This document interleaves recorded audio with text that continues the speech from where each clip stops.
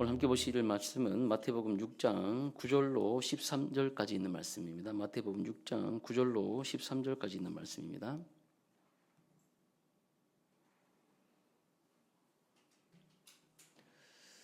함께 읽도록 하겠습니다.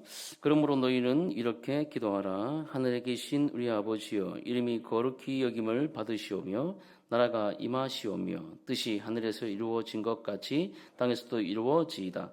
오늘 우리에게 이 양식을 주시옵고 우리가 우리에게 죄 지은 자를 사하여 준 것 같이 우리 죄를 사하여 주시옵고 우리를 시험에 들게 하지 마시옵고 다만 악에서 구하시옵소서.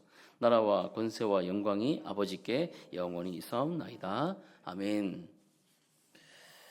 예, 오늘은 주기도문 중에 우리 오늘 우리에게 일용할 양식을 주옵시고라는 이 주님께서 우리에게 가르쳐주신 이 기도를 가지고 매일의 한 끼의 은혜라는 제목으로 함께 은혜를 나누고자 합니다. 주기도문 여러분 여러분들이 많이 암송하시고 또 말 그대로 주님께서 우리에게 가르쳐 주신 기도의 최고의 모범 아니겠습니까? 아무리 기도를 잘한다고 하더라도 성 프란시스 같은 분은 나오면 새들이 그 어깨에 앉았다고 하죠. 얼마나 그가 기도할 때 임재 기도를 할 때 말입니다. 그러니까 나와서 새들이 막 깃들고 막 하나님과의 파이프라인이 막 연결되는 거죠. 그 임재 기도 가운데 그렇게 깊은 영성 가운데 들어간다 할지라도 말씀이시고 하나님이신 예수님께서 하신 이 기도를 넘어설 수가 있어요, 없어요? 없다는 거죠. 그래서 주님께서 제자들이 우리에게도 요한의 제자들처럼 우리에게도 제 기도를 가르쳐 주십시오라고 했을 때 주님께서 이 기도를 가르쳐 주셨다는 거예요. 그리고 이 주기도문은 세 가지 청원과 세 가지 하나님을 향한 청원과 세 가지 사람을 향한 청원이 있어요. 하나님을 향해서 어떻게 기도합니까? 하늘에 계신 우리 아버지여, 이름이 거룩히 여김을 받으시고 또 나라가 임하시고 뜻이 하늘에서 이룬 것 같이 땅에서도 이루어지게 하옵소서라는 이 세 가지 청원. 그리고 인간을 향한 세 가지 청원을 뭡니까? 오늘 첫머리 나오는 오늘 우리에게 일용할 양식을 주옵시고 또 뭐죠? 우리에게 죄 지은 자를 사하여 준 것 같이 우리 죄를 사하여 주옵시고 또 뭐죠? 예. 시험에 들게 하지 마옵시고 다만 악에서 구하옵소서라는 이 세 가지 청원이 있다는 거예요. 그러니까 세 개라는 거죠. 그런데 오늘 그 세 개 청원 가운데 인간을 향한 그 첫 청원이라는 것은 강구 아닙니까? 그 강구 중에 오늘 우리에게 일용할 양식을 주옵소서 하고 많은 그 강구 중에 우리 그 하나님이신 예수님이 그 기도를 간절히 가르쳐 달라고 하는 제자들에게 다른 강구를 사람을 향한 강구를 얘기한 게 아니라 뭘 얘기했다고요? 바로 일용할 양식을 구했다라는 것이 과연 우리에게 어떤 의미를 가지고 있는지를 말씀 속에 살피고 또 그 의미를 우리 삶 가운데 적용하기를 주님의 이름으로 축복합니다. 자, 여러분 우리가 매일 먹는 밥 한 끼, 그 밥 한 끼는 여러분 어떤 의미를 가지십니까? 우리 밥 굽는 사람 요즘 잘 없죠. 그죠? 밥 굽는 사람이 없어요. 그래서, 그런데 한 번씩, 제가 어른들하고 이제 이 식사를 하다 보면 그 식사에 대한 이야기를 많이 이제 할 때가 있습니다. 그 밥 한 끼가 얼마나 귀한 것인지, 며칠씩 굶다가 이 밥 한 끼를 대할 때 이 밥이 얼마나 귀한 것인지를 얘기할 때가 있어요. 근데 요즘에는 여러분, 이 밥을 어떤 식으로 먹습니까? 우리나라도 밥 이렇게 쌀 소비량이 줄어들고 또 요즘에는 밥을 배부른 용도로 먹지는 않잖아요. 그런 용도를 먹지 않잖아요. 어떤 용도로 먹어요? 한 끼를 먹더라도 감성이 있어야 되죠. 또 뭐가 돼야 돼요? 사진이 찍을 만해야 돼요. 그래서 요즘에 예전에 저도 핸드폰이 생겼을 때 꼭 그 자매들이 뭐합니까? 사진을 다 찍더라고요. 그래서 제발 좀 그런 짓 좀 하지 마라. 왜 이 귀한 음식 앞에서 기도하고 바로 먹으면 되지. 사진을 자꾸 찍냐 그랬는데 요즘에 제가 사진기를 제가 찍고 있어요. 찍어서 어떤 용도로 씁니까? 인스타나 페이스북이나 유튜브나 여러분도 요즘엔 또 스레드라는 곳에도 이렇게 올리기도 하고 그렇게 하지 않습니까? 내가 오늘 뭘 먹었느냐라는 것은 나를 얘기해 주기 때문에 자기를 증명하고 자기를 선포하는 그런 용도로 이 먹는 것, 밥 한 끼를 사용할 수도 있다는 것이죠. 그러나 여러분, 우리가 무엇을 먹는다는 것, 이 한 끼를 먹는다는 것은 단순히 줄인 배를 채우는 것만을 의미하지는 않는다는 겁니다. 그렇죠? 먹지 않는다는 것은 뭐예요? 결국 더 이상 내 생명을 연장할 의미를 가지지 않는다는 것을 의미해요. 그래서 군대에 가면 군대는 참 이게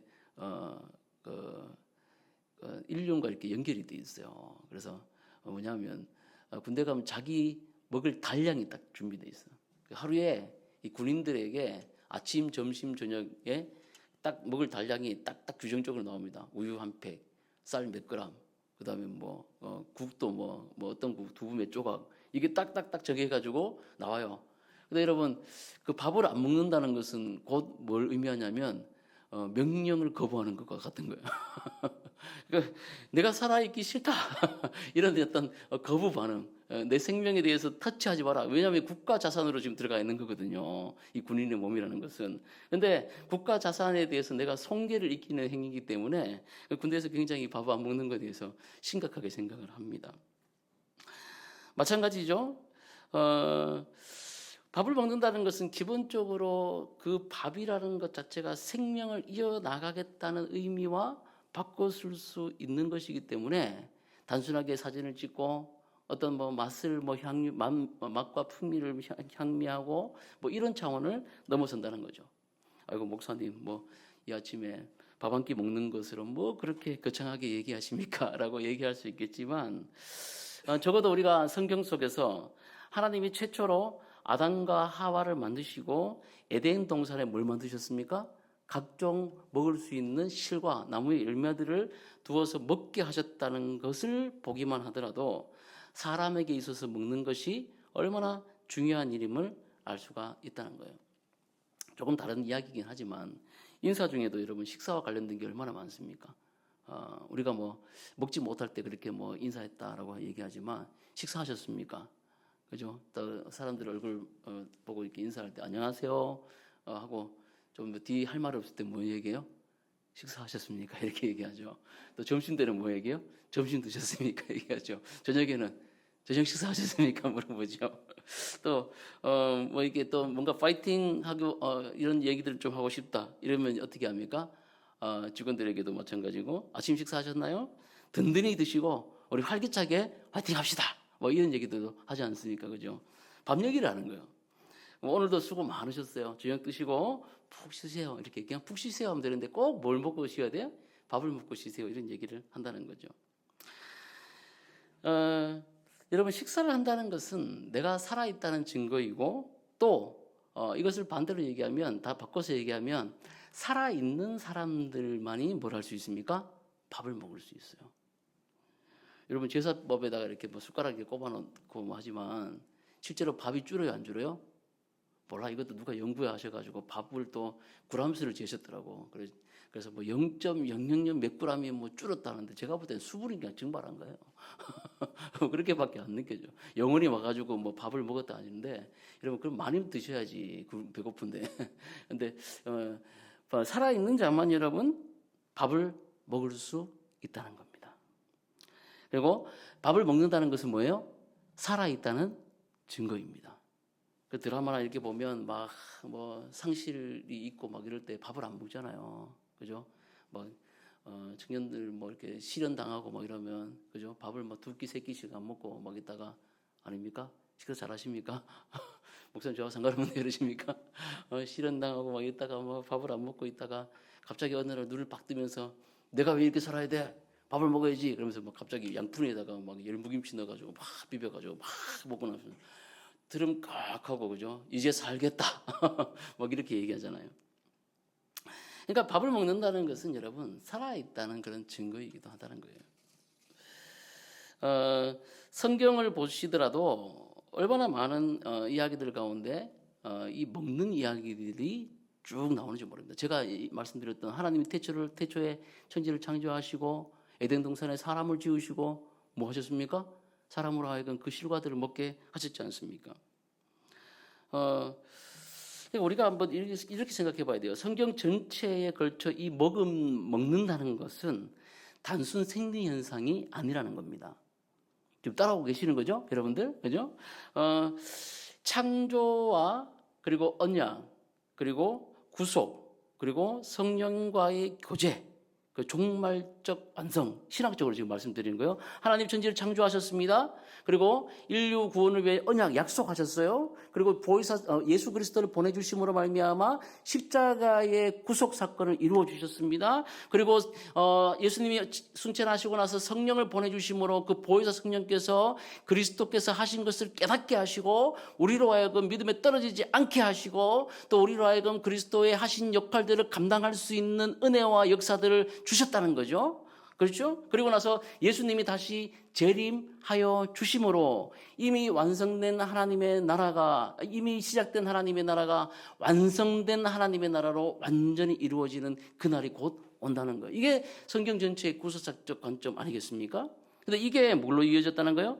거대한 식탁 위에서 이루어졌다는 것을 우리가 좀 생각해 본다는 거죠. 생각해 볼 수 있다는 거죠. 숫자, 성경에 나오는 숫자, 또 서사라보나 하나님 나라의 이야기판이 언제나 이 식탁 위에서 펼쳐져 있다는 게 펼쳐져 있다는 거예요. 숫자로 볼까요, 여러분? 창세기 에덴 동산에 시작해서 출애굽기 6월절 식사, 또 광야의 만나와 메추라기, 또 복음서에 나오는 오병이어 사건, 이해되시죠? 또 7병이어 사건, 4,000명, 5,000명을 먹이시고 또 4,000명을 먹이신 사건. 그리고 사도행전에서 날마다 집에서 뭘 했습니까? 집에서 떡을 떼며, 물론 여기 떡을 뗀다는 것은 성찬의 의미도 담고 있지만 밥을 같이 먹은 거예요. 밥을 먹었고요. 또 신약에 걸쳐 90회 정도가 포도주와 식사 같은 어휘가 합쳐집니다. 그러니까 예수님께서 나오셔서 구속 사건을 하시고 뭐 이것만 했다면 행적만 얘기하시면 되는데 예수님이 가시는 곳마다 뭐였습니까? 세리와 함께 밥을 먹고 창기와 함께 밥을 먹고 또 뭐 하셨습니까? 포도주를 마시고 그죠? 또 뭐 하셨습니까? 사람들 만날 때마다 그 집에 찾아가셔가지고 밥을 함께하고 식사를 함께하고 가나의 혼인잔치에 가서 물로 포도주를 바꿔서 막 사람들을 먹이시고 같이 먹고 예, 이런 이제 이야기들이 나온다는 거예요. 구약 절기 역시 무교절, 맥추절, 그다음에 수장절 전부 다 뭐가 있습니까? 먹는 이야기들이 있어요. 무교병을 먹고 6월절은 뭐 먹습니까? 양고기를 빨리 먹고 나가야 되지 않습니까? 뭐 이런 먹는 이야기들이 계속 되어져 있다는 거죠. 예수님의 비유 중에도 계속해서 혼인잔치의 비유, 뭐 이런 비유들이 보면 다 먹는 이야기들이 들어가 있어요. 그리고 이 구속사의 가장 하이라이트인 예수님이 성만찬 사건, 그죠? 성만찬을 통해서 내가 너에게 주는 내 몸은 너에게 주는 뭐야? 생명의 떡이다 얘기하시고 또 내 피는 뭡니까? 생명의 피라고 얘기를 하시지 않습니까? 그리고 요한계시록 19장에 보면 마지막 어린 양의 뭐가 나와요? 혼인잔치가 나와요. 그러니까 이 전체적인 이 구도가 마지막에 뭐가 이루어져? 잔치가 이루어지는 거예요. 잔치에 뭐 합니까, 여러분? 노래만 부르고 뭐 이렇게 춤만 춥니까? 아니죠. 뭐가 있어야 돼? 음식이 있어야 되는 거예요. 마지막에 저와 여러분들이 천국에 갔을 때 예수님이 오셨을 때 우리들의 모습은요. 주님과 함께 뭐 한다? 먹고 마시는 이 즐거움에 함께 참여하게 된다는 것을 잊지 마십시오. 예. 그래서 예수님께서 육체를 가지시고 부활하셨다는 것을 여러분 꼭 기억하셔야 돼요. 신비한 어떤 고스트, 어떤 뭐 영적인 뭐 그런 부분만 있는 것이 아니라 주님은 부활체를 가지시고 제자들과 함께 떡을 떼시고 또 먹으시고 마지막 어린 양 혼인잔치를 열으셔서 저와 여러분과 함께 먹고 마시는 이 잔치를 준비하고 계시다는 것을 잊지 마시기 바랍니다. 그러니 여러분 오늘 이런 맥락에서 본다면 주님께서 이 가르쳐 주신 기도에 인간을 향한 세 가지 청원에 가장 먼저 나오는 이 일용할 양식을 구한다는 이 기도는 어쩌면 뭡니까? 당연한 기도일 수 있다는 사실이에요. 주님이 가르쳐준 이 일용한 양식을 주옵시고는 우리에게 큰 의미를 가져다 준다는 것이죠. 존재로서 그리고 앞으로 이 구속을 완성할 그런 비전과 꿈을 향해서 나아가는 저희들에게 말입니다. 여러분 도전드리기는 이 기도가 저와 여러분의 삶 가운데 바로 적용되시기를 주님의 이름으로 축복합니다. 예. 자, 그래서 오늘 이 기도를 하나씩 한번 뜯어보자고요. 자, 오늘날, 자, 말씀을 보시면, 6장 11절입니다. 6장 11절 같이 한번 읽어보겠습니다. 시작. 오늘 우리에게 일용할 양식을 주옵시고, 짧은 한 문장이지만, 오늘 우리에게 일용할 양식을 주옵시고라고 이렇게 마무리가 기도가 되어 있어요. 먼저 오늘이라는 단어입니다. 오늘 주님께서 가르쳐 주신 이 기도는 오늘 우리에게 일용할 양식을 주옵시고라고 이렇게 가르쳐 주고 있어요. 근데 이것을 아무 생각 없이 그냥 이렇게 암송하거나 읽으면 별로 어색하지 않아요. 그렇죠? 그냥 오늘 우리에게 일용할 양식을 주옵시고 그래 이렇게 들을 수 있습니다. 근데 이 문장을 주의 깊게 보잖아요. 주의 깊게 한번 보십시오. 주의 깊게 보시면 오늘 우리에게 일용할 양식을 주옵시고 한번 주의 깊게 한번 보십시오. 주의 깊게 보시면 걸리는 단어가 있는데 그게 뭡니까? 오늘이라는 단어가 걸린다는 거죠. 오늘. 그냥 양식을 주옵시고 라고 해도 어색하지 않아요. 하나님 양식을 주십시오 라고 해도 어색하지 않다는 거죠. 의미가 나쁘지 않은데 굳이 이 오늘이라는 이 부사를 붙인 이유가 뭐겠습니까? 오늘은 바로 오늘 하루하루 지금을 얘기하는 거예요. 그러니까 주님 우리에게 이 중요한 순간, 이 기도가 이루어져야 할 이 중요한 이 순간이 바로 지금임을 가르쳐 준다는 거죠. 이 기도가 실현되어야 할 시점은 과거도 앞으로 있을 미래도 가까운 미래도 아닌 바로 현재적 삶의 한복판인 지금이라는 사실이에요. 뭔가 좀 여러분 와닿습니까? 예, 지금이라는 거예요. 광야에서 이스라엘 백성들이 만나를 거뒀습니다. 이 기도와 이 출애굽기 16장은 맞닿아 있습니다. 그래서 광야에서 이스라엘 백성은 만나를 매일매일 거뒀어요. 날마다 오늘 거뒀다는 거예요. 욕심을 내서 이틀치를 거두면 어떻게 됩니까? 거기에 뭐가 생겨요? 벌레가 생겼어요. 하루치만 거두는 거예요. 한 오멜씩 약 1인당 2리터씩을 거두는 거예요. 1인당 2리터 하루 먹을 양만큼. 근데 욕심을 내잖아요. 막 전천에 깔려 있으니까 이걸 막 처음에 거두라니까 막 사람들이 막 자루대에다 막 몇 자루씩 걷어가지고 집에 놔뒀어요. 이거 재워놓고 이제 살아보려고. 근데 어떻게 됐습니까? 다음 날 2리터 빼고 다 뭐가 생겨요? 벌레가 생겨가지고 다 썩어버린 거예요. 안식일 날은 어떻게 됩니까? 토요일 날 이제 토요일 저녁부터 이제 안식일이니까 금요일 저녁부터 안식일이니까 어떻게 돼요? 그때는 이틀치를 준비해가지고 약 4리터를 1인당 4리터를 준비했는데 신기하게도 그때는 2리터 빼고 또 다른 2리터에도 뭐가 생기지 않습니까? 벌레가 생기지 않았다는 거예요. 중요한 건 뭡니까? 매일매일 지금의 은혜가 그들 가운데 임했다는 거예요. 예수님도 이와 같은 원칙을 가지시고 말씀을 선포합니다. 나사렛 회당에서 지난주에 우리가 다소 어려운 말씀들을 함께 나눴잖아요. 나사렛 선언이라는 이 말씀을 함께 나누었는데 이 눈먼 자가 눈을 뜨고 또 가난한 자가 또 배부를 것이고 또 뭡니까? 또 묶인 자가 풀려지는 이 놀라운 역사, 메시아가 왔을 때 이루어지는 이 역사가 오늘 귀에 응하였다. 오늘 이 말씀이 너희 귀에 응하였느니라고 선포하신 거예요. 그러니까 이렇게 앞으로 이렇게 될 거야. 너희들에게 이런 포로된 자가 자유를 얻고 또 가난한 자가 또 배부르게 될 것이며 또 너희 억울한 자들이 또 억울함을 풀어지게 되는 이 하나님 나라가 앞으로 올 거야라고 얘기하신 것이 아니라 예수님이 선포하신 이 말씀은 뭡니까? 지금 너희에게 이 말씀이 이루어졌다라고 현재형으로 말씀해 주신 거예요.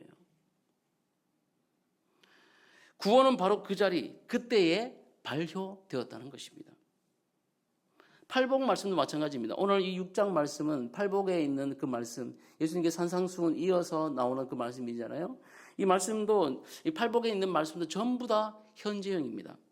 복이 있나니, 복이 있나니, 복이 있다, 복이 있다라고 얘기한 것은 복이 이렇게 하는 자들은 복이 있을 것이다. 앞으로 이런 사람들은 복이 있을 거야 라고 얘기하는 그런 미래형으로 얘기하는 것이 아니라 바로 지금 복되다, 지금 복이다 라고 현재형으로 말씀해 주셨다는 거예요. 가난한 자, 애통한 자, 오늘 의에 줄인 자들은 오늘 하나님을 전적으로 의지함으로 그 복이 너희 가운데 임한다라고 말씀해 줬다는 겁니다. 그러므로 하나님의 백성은 아직 오지 않은 내일을 걱정하거나 또 이미 지나간 어제 후회 사이에서 하루치 은혜 당일 배송받아 하루치 은혜를 당일 배송받아 누리는 사람들이라는 거예요. 그날에 지금 합당한 은혜들을 받아 누리는 사람들이 누구라는 겁니까? 바로 저와 여러분들이라는 사실을 여러분 잊지 마시길 바랍니다. 오늘 숨쉬고 오늘 먹고 오늘 감사하며 사는 것, 그것이 바로 하나님 나라의 그런 시간적 개념이라는 거예요. 오늘 뭔가 좀 불편하십니까? 오늘 내가 가지지 못한 것들과 오늘 내가 좀 부족한 것들 때문에 여러분 마음이 불편하세요. 그렇다면 오늘 이 기도 제목, 이 기도, 주님께서 가르쳐주신 이 기도의 첫머리인 오늘로 여러분 은혜 받으시기를 주의 이름으로 축복합니다. 지금 여러분에게 하나님의 그 은혜가 임합니다. 그리스도의 그 자유가 임합니다. 그리스도의 복음이 임합니다. 그리스도의 풍성함이 임합니다. 그 주님께서 주신 그 자유, 행복이 여러분께 지금 임하시는 줄 믿으시기를 바랍니다. 그런데 여러분, 오늘을 살아가고 있는 저와 여러분들이 이 오늘이 여러분의 삶 가운데 적용되고 있습니까? 어쩌면 우리는 지금의 그 은혜보다도 과거의 그 화려한 은혜 혹은 앞으로 일어날 은혜들을 더 기대하고 누리려고 하는지 몰라요. 지금은 내가 이렇지만 내일은 더 나을 거야. 그죠? 근데 또 뭐 지금은 이렇지만 말이야 내가 집에는 이랬어 라고 이렇게 얘기할지 모른다는 거죠. 군대 가보면 늘 그런 사람도 있어요. 군대 가보면 자기 집에 금송아지 없는 사람이 없어요. 나가보면 총 들고 야간 근무 서잖아요. 그러면 고참일 때는 고참들한테 막 얘기를 들을 때는 자기 애는 세상에서 제일 예쁘고 자기 집에는 어떤 차가 있고 나는 옛날에 뭘 했었고 그 20살짜리가 해봤으면 뭐 얼마나 해봤겠습니까? 근데 그렇게 과거를 우려먹는 일들이 많다는 거죠. 그것뿐이겠습니까? 신앙생활하고 있는 저와 여러분들 마찬가지 아니겠어요? 예수 그리스도를 믿고 저와 여러분들 어떤 신앙에 개인적으로 정점을 찍을 때가 있을 거예요. 고점을 찍을 그런 때가 있었을 겁니다. 아마 내 믿음 생활과 나의 기도와 내 말씀 수준과 내가 살아갔던 것이 정말 그때는 정말 이만큼쯤 되었습니다. 근데 지금은 많이 추락해가지고 이 정도예요 라고 얘기하시는 분들이 태반이에요. 근데 여러분 명심하십시오. 저와 여러분들은 언제나 복음 댄스를 추고 있다는 것을 잊지 마십시오. 물론 이 말은 팀 켈러가 이렇게 한 말인데 중요한 것은 뭡니까? 저와 여러분들이 예수 그리스도를 믿음으로 말미암아 구원받았어요. 구원받았지 않습니까? 근데 살아가다 보면 뭐예요? 여전히 성화되는 과정 속에서 뭐예요? 여러분 실망과 낙심과 여러분 여전히 우리 가운데 남아있는 죄성으로 말미암아 여러분 추락하는 거예요. 낙심하는 거예요. 떨어지는 거예요. 근데 여러분 뭐가 받쳐 올려줍니까? 그리스도께서 저와 여러분의 십자가에서 위에 죽어주시고 또 그대로 받아주시고 또 형편없는 우리들을 여러분 하나님의 자녀 삼아주셨다는 이 복음이 저와 여러분들을 다시 끌어올려주는 거 아닙니까? 우리가 그토록 바라던 그 우상들이 우리에게 실망과 좌절을 안겨줄 때에 그리스도께서는 여전히 한결같은 그 은혜와 믿음으로 우리를 끌어올려주시는 거 아니에요? 다시 우리가 정점으로 올라가는 거예요. 다시 회복되는 거예요. 기쁨과 회복과 행복으로 다시 회복돼요. 근데 또 어떻게 돼요? 또 얼마 있다가 또 좌절하고 넘어지고 자빠지고 그래요. 그래서 계속해서 뭐 합니까? 이런 사이클이 계속 돌아가는 거예요. 돌아가는 거예요. 여러분 제가 뭐 하고 있어요 지금? 뭐 하고 있습니까? 춤추고 있죠. 춤추고 있죠. 춤추면서 뭐 어디로 나갑니까? 하나님이 계신 곳으로 나아가는 거예요. 하나님이 의도된 뜻대로 이렇게 나아가는 거예요. 여러분 이것이 저와 여러분의 이 땅 가운데 있는 성화적 삶이라는 것을 여러분 잊지 마시길 바랍니다. 그걸 보고 뭐라고 얘기합니까? 복음 댄스라고 얘기를 해요. 마치 이것이 춤추는 것 같다는 거죠. 멀리서 사람들이 볼 때는 내가 지금 괴로워가지고 죽을 때 그리스도의 복음으로 겨우 일어서고 있는 이런 장면, 다시 살아가려고 애쓰는 이런 장면 가운데 하나님의 은혜를 누리고 있는 그런 모습들과 합쳐져서 이것이 뭐로 느껴진다? 마치 춤추고 있는 것처럼 느껴진다고 보일 때가 있다는 거죠. 복음 댄스를 많이 추시기를 주의 이름으로 축복합니다. 예. 여러분 지금 추고 계세요. 아닌 것 같지만 여러분 충분히 지금 춤을 추고 있습니다. 어떤 분들은 과격하게 주시는 분도 있고 어떤 분들은 심리적으로 속에서 이렇게 움직이시는 분도 있고 어쨌거나 저와 여러분들이 구속받은 하나님의 권속들 자녀들로서 이런 복음 댄스를 추고 있다는 거죠. 도전드립니다. 저와 여러분들이 이 오늘 지금 우리 삶 가운데 내 삶 가운데 하나님의 은혜가 임했다는 것을 여러분 믿으시기를 주의 이름으로 축복합니다. 예, 믿으십시오.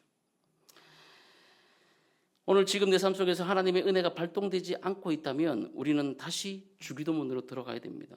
주님, 주님은 우리에게 내일의 창고를 채워두고 안심하고 살아가지 말라고 얘기하세요. 24시간 단위로 매일매일 나를 의지하며 살아가라고 말씀하고 있습니다. 그것이 바로 우리에게 주신 이 오늘의 의미입니다. 두 번째는 우리에게라는 의미죠. 우리에게. 주님은 이 기도를 하실 때 1인칭 단수가 아니라 우리에게라는 복수형을 쓰셨습니다. 복수형을 쓰셨어요. 사실 여러분 이 주기도문은 혼자 신앙 생활을 하고 있는 사람은 드릴 수 없는 기도예요. 드릴 수 없죠. 왜냐하면 우리가 없기 때문에 우리가 없기 때문에 나 혼자잖아요. 그러면 공동체가 없잖아요. 그러면 이 기도를 할 수가 없다는 거죠.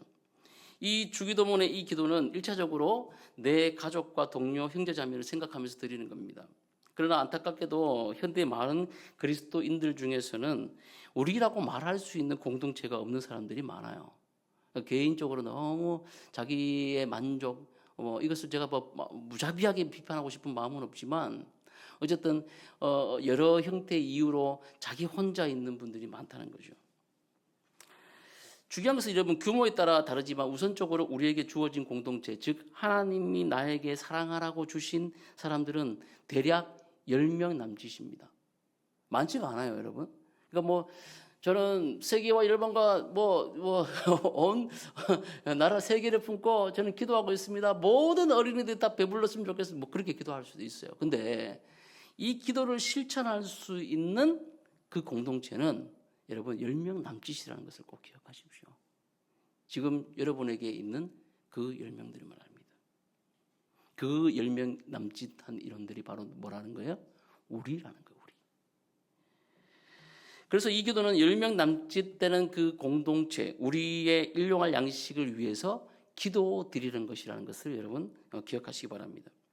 만약 이 기도를 하는 사람, 오늘 우리에게 일용할 양식을 주옵시고라는 이 기도를 하는 사람이 자기는 풍족하지만 그 기도 가운데 기도를 드리고 있을 때 자기에게 속한 그 형제 자매가 빈궁하다면, 배고프다면 예수님이 그에게 뭐라고 얘기하시겠습니까? 그 기도를 하는 사람에게 응답하시기를, 주님, 내가 정말 주님의 나라를 위해서 열심히 하고 주여 막 이렇게 기도하고 있을 때 그에게 응답되는 예수님이 뭐라고 그에게 얘기하시겠냐는 거예요. 주님은 이렇게 얘기하실 거예요. 야, 네가 줘. 네가 줘. 네 거 가지고 나눠주면 되잖아. 라고 얘기하실 거라는 거죠. 그래서 이 기도는 그리스도 공동체가 어떻게 함께 나누고 더불어 살 수 있을지를 우리에게 보여줍니다. 그리스도인들은 마땅히 자기가 노동하는 중에 받을 복을 누구에게 나눠주는 거예요? 우리라는 공동체에게 나눠주는 가운데 더 풍성해진다는 것을 여러분 기억해야 된다는 거예요. 우리는 우리의 일용할 양식을 위한 이 기도가 확산된다면, 저는 이 기도가 이루어진다면, 우리 가운데 이루어진다면, 계속해서 이루어지고 있다면 놀라운 일들이 생겨날 거라고 확신합니다. 사람이 사람을 더 이상 착취하지 않고 가로채지 않는 일들이 생겨날 거예요. 제가 지금 공산주의 얘기를 하는 게 아니라 요즘에는 무서워요. 무슨 이 유튜브 나가기 때문에 말을 잘못하면은 공산주의자로 싸잡아가지고, 예전에 저는 어떤 목사님이 전시회 갔다 왔더니 그 화가가 공산주의 국가에서 그린 그 화가거든요. 그랬더니 저보고 이 화가에 대해서 아십니까? 공산주의인데 목사님 괜찮으세요? 이러는 거예요. 왜요? 보면 안 되는가요? 여러분, 그런 세상에 대해서 참 우려가 있지만, 여러분, 주님은 공산주의자도 아니고 또 민주주의자도 아닙니다. 정확하게 얘기하면 킹덤 오브 갓이에요. 하나님 나라예요. 그죠? 왕국이에요. 왕국. 정확히 말씀드리면. 그런데 그 왕국에서 이루어지는 일이 바로 높으신 그 하나님이 가장 낮은 자들을 섬기는 자로, 발을 닦이는 자로 내려오셨고, 그렇게 풍성하게 많으신 그 하나님의 그 은혜를 누구에게? 모든 자들에게 다 나눠주셨다는 것에 핵심이 있다는 거예요. 거기에 경제와 사회와 문화와 또 하나님의 뜻이 거기에 다 녹아져 있다는 거예요. 이 기도가 이루어진다면 이기적인 마음에서 벗어나 이웃을 돌보는 생활의 실천으로 우리를 이끌어 갈 것이라는 거죠. 믿으십니까? 예. 그래서 여러분, 저와 여러분에게 주어진 사람들에게 많이 나눠주시기를 주의 이름으로 축복합니다. 그러다 해가지고 여러분 재산 팔고 집 팔고 이래서 나눠주는 얘기가 아니라, 여러분 노동을 통해서, 여러분 일을 통해서 여러분에게 주어지는 그 재화와 영역의 잉여 부분들을 어떻게 해요? 흘려보내시라는 거죠. 믿음은, 주기도문의 이 믿음은 1인분으로 포장되지 않아요. 광야의 법칙도 그런 거 아니겠습니까? 아까 제가 말씀드렸지만 많이 거두어도 남지 않고 적게 거두어도 부족하지 않았다. 출애굽기 16장 18절에 있는 말씀대로 그렇다는 거죠. 많이 거둬도 희한해요. 많이 거뒀는데도 남지가 않아요. 근데 적게 거뒀는데도 어떻게? 부족하지가 않아요. 이게 하나님의 은혜라는 거죠. 이 모세 시대에도 사도행전에도 이런 일이 일어나지 않습니까? 사도행전 4장 35절에 보면 각 사람의 필요를 따라 이 재물을 흘려주는 것이 나타나요. 이 교회 공동체 안에서 각 사람의 필요를 따라서 흘려주는 게 나와요.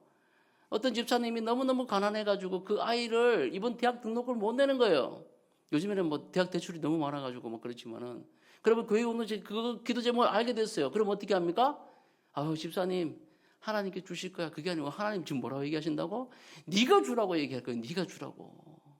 네가 주라고 하는 거예요. 그러면 자기가 잉여된 그죠? 얼마를 좀 내서라도 그 성도의 아이가 대학에 등록을 할 수 있도록 내어주는 거예요. 이게 바로 공동체라는 거, 이게 바로 교회라는 사실입니다. 목사님, 하나님이 당신 보고 주라고 한다니까요.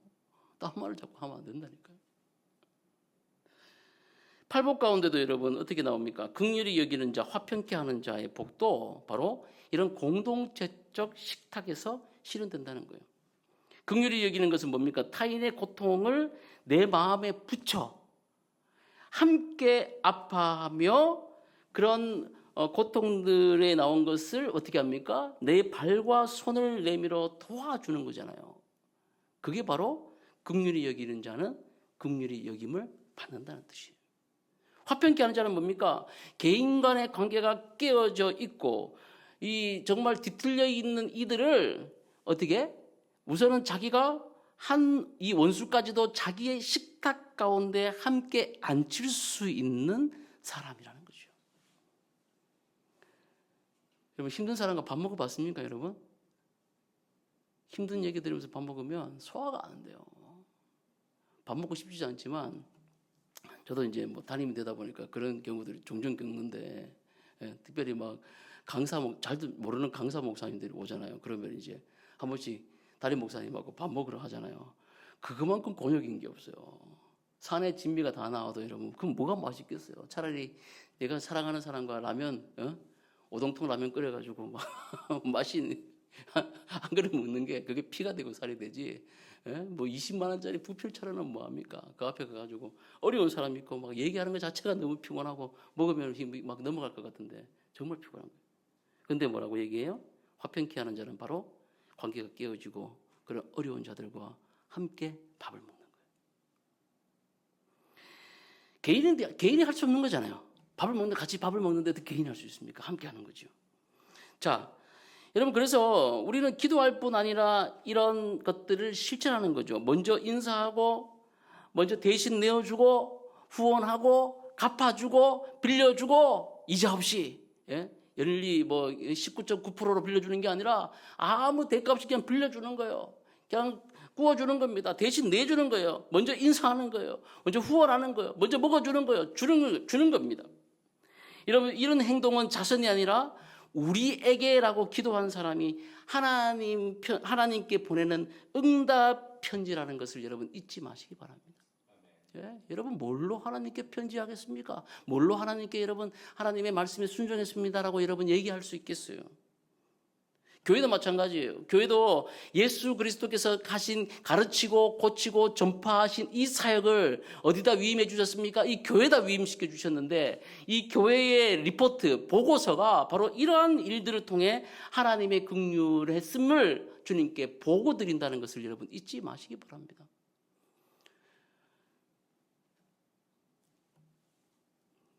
세 번째는 일용할입니다.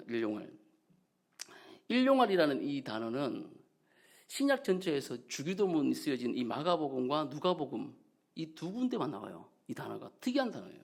희귀한 형용사입니다. 고대 문헌에도 연구자들이 막 살펴봤지만 이 어휘가 쓰인 곳이 별로 없어요. 거의 없어요.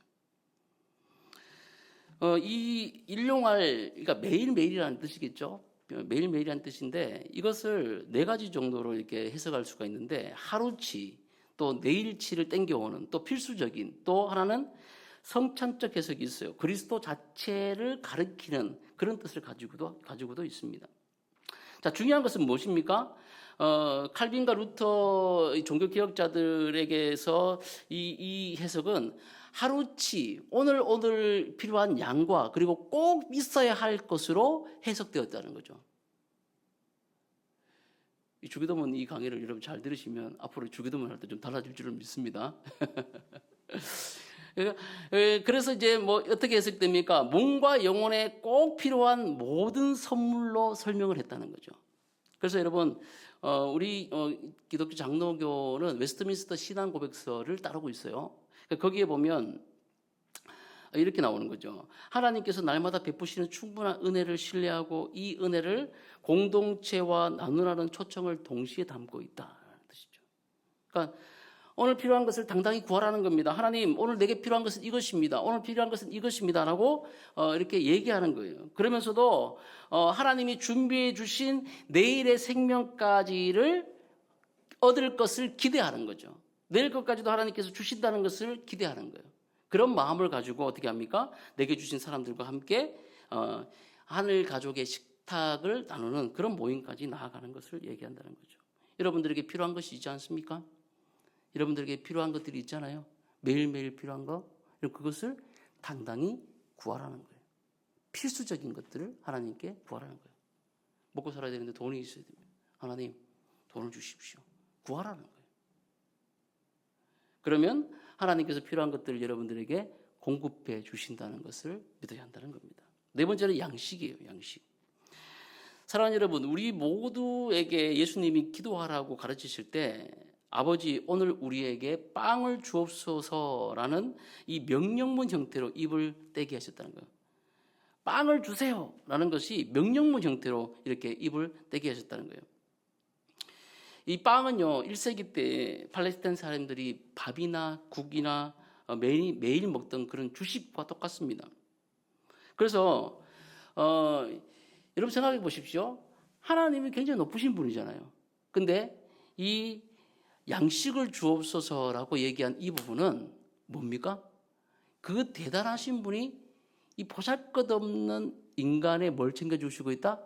한 끼 식사를 챙겨주고 있다는 걸 얘기해요. 집에 애완견 기르시는 분들이 있지 않습니까? 그죠? 여러분들 그 강아지에게 이런 밥을 챙겨줘요? 안 챙겨줘요? 안 챙겨주십니까? 자동 사료 이거 애가 막 눌러먹고 막 지가 알아가지고 막 가스레인지 돌리고 막 그래요? 아니죠. 챙겨주시잖아요. 사료 사가지고 그죠? 주잖아요. 그걸 주는 거죠. 한 개를 챙겨주는 거죠. 이 강아지가 봤을 때는 하늘이에요. 우주예요. 그 우주 같은 분이 뭐예요? 보잘것없는 내 같은 존재에 뭘 챙겨주고 있다? 하루에 양식을 챙겨주고 있다.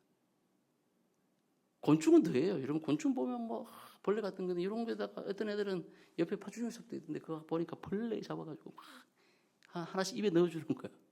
하나님이 지금 양식을 주옵소서라고 할 때 이 양식을 주옵소서라고 하는 이 명령적 형태는 바로 하나님이 우리에게 그런 신적인 신이신 그 하나님이 우리에게 보잘것없는 우리에게 입에 양식을 하나씩 한 끼 한 끼를 챙겨주고 있는 그런 모습이라는 거죠. 선물로 주고 있다는 겁니다. 그러나 이 양식이라는 말은 단순한 밀가루 덩어리를 얘기하는 게 아닙니다. 밀가루 덩어리만 얘기하는 게 아니에요. 우리의 의식, 주를 포함하여 건강, 관계, 일자리, 우리가 하루 버티는 데 필요한 모든 현실적인 필요를 담고 있다는 것을 여러분 잊지 마시기 바랍니다. 그러니까 하나님이 쌀만 준다고 생각하면 안 돼요. 여러분에게 일자리 주시고 여러분들이 필요한 모든 것들을 허락해 주시는 그런 분이다라는 것을 기억하라는 거죠. 이 기도의 뿌리를 거슬러 올라가면 만나 사건과 맞닿아 있다 있지 않습니까? 그러니까 하나님이 하루분만 거두라고 하신 이유가 바로 여기 있다는 거예요. 날마다 새로 하나님을 의지하지 않으면 살 수 없도록 우리를 만들어 놨다는 겁니다. 이해되십니까 여러분? 그러므로 우리가 간구할 때 매일매일 기도하고 필요한 것들을 하나님 아버지께 간구하지 않는다는 것은 하나님을 필요하지 않다는 말과 같다는 거예요. 사랑하는 여러분, 도전드립니다. 여러분이 필요한 모든 것들을 하나님께 가감없이 간구하시기를 주의 이름으로 축복합니다. 예, 하나님이 주십니다.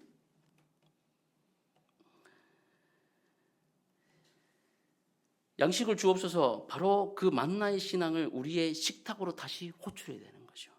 내일 걱정은 내려놓고 오늘 주시는 그 은혜로 살라는 이 초청인 거예요.